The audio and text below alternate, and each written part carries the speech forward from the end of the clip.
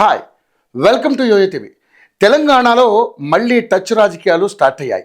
BRS పార్టీకి చెందిన అందరూ ఎమ్మెల్యేలు తమతో టచ్లో ఉన్నారని తాజాగా డిప్యూటీ సీఎం బట్టి విక్రమార్క ప్రకటించుకున్నారు. హైకోర్టు తీర్పు అనుకూలంగా రావడంతో కాంగ్రెస్ పార్టీలో హుషారు కనిపిస్తోంది. గతంలో తమతో టచ్లోకి వచ్చిన ఎమ్మెల్యేలను మళ్ళీ పార్టీలోకి రావాలని ఆహ్వానిస్తోంది.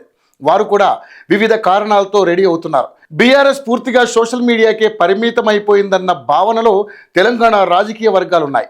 ప్రభుత్వంపై వ్యతిరేకత ఉందని ప్రచారం చేస్తే సరిపోతుందన్నట్లుగా పరిస్థితి ఉందన్న అభిప్రాయం ఆ పార్టీ ఎమ్మెల్యేలో ఉంది.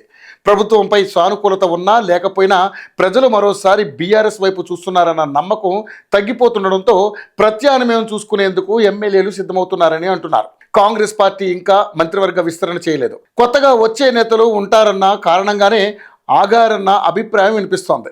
రేవంత్ రెడ్డి ఢిల్లీ పర్యటనలో చేరికలపై చర్చించారని కాంగ్రెస్ నేతలు చెబుతున్నారు.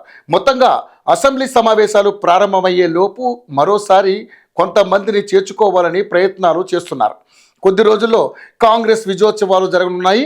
ఈ విజయోత్సవాల్లో రెడీగా ఉన్న టీఆర్ఎస్ నేతలను పార్టీ కండువా కప్పి కాంగ్రెస్ నేతలు ఆహ్వానించబోతున్నారని తెలుస్తోంది. మరి ఈసారి ఎంతమంది పార్టీలో చేరుతున్నారో తెలియాలంటే కొద్ది రోజులు వెయిట్ చేయక తప్పదు.